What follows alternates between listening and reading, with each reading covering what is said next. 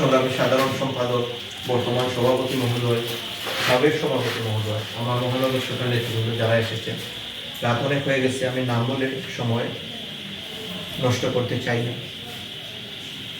আমি এতটুকু বলতে চাই যে আজকের যে সার্ক মানবাধিকার ফাউন্ডেশনের মহানগর শাখার দায়িত্ব নেওয়ার পর থেকে মুসাদ্দিক হোসেন সাজুল কিন্তু প্রথমেই আপনাদের এই জালালাবাদ থানা শাখা, ইয়ারপুর থানা শাখা, দক্ষিণ পূর্ব থানা শাখা, আমাদের শাহপুরান থানা শাখা, বিভিন্ন থানা শাখাগুলো উনি গঠন করেছে।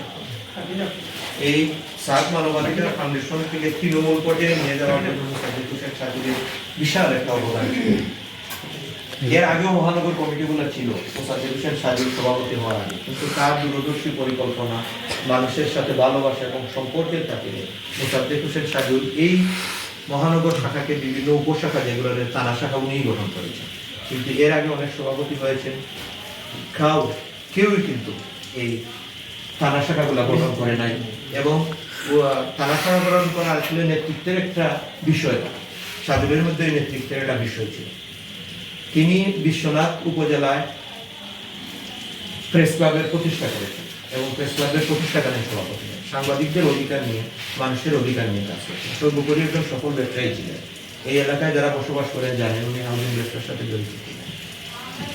কিন্তু অত্যন্ত আমি কৃতজ্ঞতা প্রকাশ করতে চাই আপনাদের কাছে, আপনারা যে আপনাদের সাজুল ভাইয়ের কথা মনে রেখেছেন এবং তার জন্য আজকে দোয়া মাহফিল করছেন। আমরা তাৎক্ষণিকভাবে মহানগর শাখার পক্ষ থেকে আমরা একটা দোয়া মাহফিল যেদিন উনি ইন্তেকাল ফরমাইলেন পরের দিনই আমরা করেছি। আমরা চাচ্ছি একটা বৃহৎ আকারে ওনার জন্য একটা সমান সভা আমরা করতে, ইনশাল্লাহ আপনারা সবাই সহযোগিতা করবেন এবং উপস্থিত থেকে সহযোগিতা করবেন। আমরা মহানগর শাখা থেকে ওনার স্মরণ সভা এবং সুখ সভা আমরা করব। মুসাদ্দিক হোসেন সাজুলের জীবন থেকে অনেক কিছু শিক্ষণীয় আছে। এই যে তরুণ বয়সে একজন মানুষ, সে কিন্তু জানতো দীর্ঘদিন ধরে তার ক্যান্সার ছিল, কিডনিতে প্রবলেম ছিল, সে কিন্তু জানতো সে বেশি দিন বাঁচবে না। কিন্তু তারপরেও মৃত্যু তাকে কিন্তু কোনো সময় ভীত করেনি। মৃত্যুকে জয় করার জন্য প্রত্যেকটা সময় সে হাসি মুখী। এই যে আমেরিকা যে সময় যায় ওই সময় অসুস্থ ছিল, দেশে বিভিন্ন দেশ ভ্রমণে প্রত্যেকটা ক্ষেত্রে আমরা যখন বসতাম বা বিভিন্ন প্রোগ্রাম নিয়ে, সামাজিক কর্ম বলেন আর রাজনৈতিক কর্ম বলেন, প্রত্যেকটা কেন্দ্রে কিন্তু তার সরব উপস্থিতি থাকতো এবং তার পাশে যাওয়ার সময় তার কথাবার্তা ভাব ভঙ্গিতে কোনো সময় বোঝা যাইতো না যে মুসাদ্দিক হোসেন সাজুল অসুস্থ।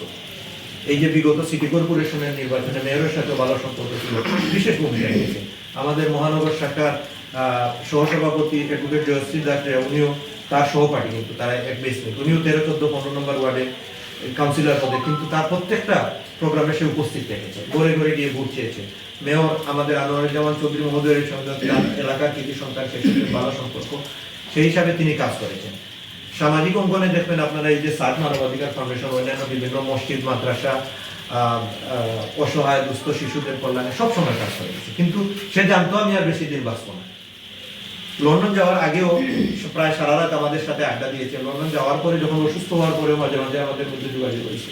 কিন্তু সে জানতো আমি মারা যাবো, কিন্তু তারপরেও প্রতিটা মানুষের সাথে ভালো সম্পর্ক, ফেলোশিপ এবং মনোবল তার একটু ভাঙেনি।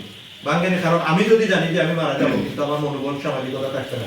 কিন্তু সে আল্লাহর প্রতি তার বিশ্বাস ছিল এবং এতটুকু বিশ্বাস ছিল যে হয়তো মানুষ সবাইকে মরতে বলে, কিন্তু যতদিন বাঁচি জীবনটাকে উপভোগ করি, মানুষের কল্যাণে জীবনটাকে ব্যয় করি এবং মানুষের কল্যাণে কাজ করি, মানুষ তাকে স্মরণ করবে। আপনাদের কল্যাণে কাজ করেছে, সমাজের কল্যাণে কাজ করেছে, প্রত্যেকটা অঙ্গনের মানুষ তাকে স্মরণ করে। আমরা তার বিদেহী আত্মার মাগফিরাত কামনা করছি। আর আমরা দোয়া করি মহান আল্লাহ রাব্বুল আলামিন যেন ওনাকে জান্নাতের সর্বোচ্চ স্থান, জান্নাতুল ফেরদৌস নসিব করেন এবং সুসম্মত পরিবারের প্রতি আমরা তার গভীর সমবেদনা প্রকাশ করছি।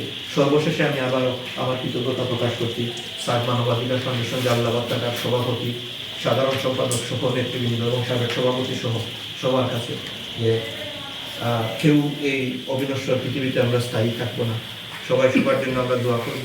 আমাদের মধ্যে যে ফেলোশিপের বন্ডিংটা গড়ে উঠেছে, আজীবন যেন আমাদের এই বন্ধুত্ব মহান আল্লাহ রাব্বুল আলামিন সার্ক মানবাধিকার হোক বা অন্য সংগঠনের মাধ্যমে হোক, এই ফেলোশিপটা যাতে আমাদের মধ্যে বজায় থাকে, সবাই সবার জন্য দোয়া করবেন। আর আমরা মুসাদ্দিক হোসেন সাজুলের জন্য সবাই দোয়া করবো যেন মহান আল্লাহ রাব্বুল আলামিন সাজুলের মতো, সাজুলের জীবন থেকে শিক্ষা নিয়ে আমরা যেন মানুষের কল্যাণে আমাদের জীবন অতিবাহিত করতে পারি। সবাইকে ধন্যবাদ। আসসালামু আলাইকুম ওয়া রাহমাতুল্লাহ।